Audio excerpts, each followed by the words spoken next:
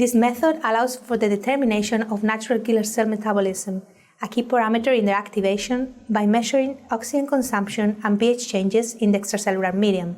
The advantage of the extracellular flux analyzer is that it is fully automated and able to test up to 92 samples in real time with low quantities of cells, thus allowing high throughput screenings.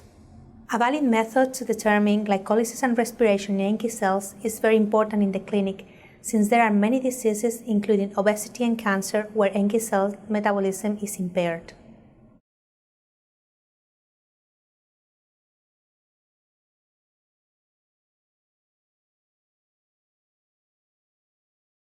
Begin by pipetting 20 milliliters of lymphocyte separation medium into a 50 milliliter conical tube.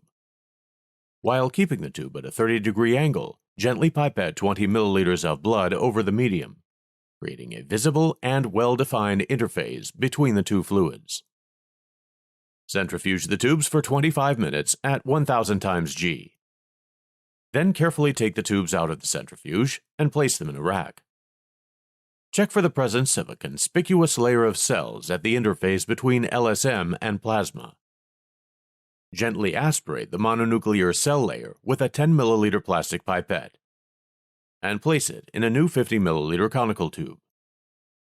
Wash the mononuclear cells twice with 45 milliliters of PBS and centrifuge them at 800 times G for 5 minutes.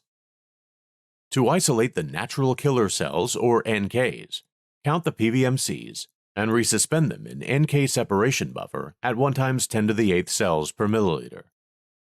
Then transfer 10 milliliters.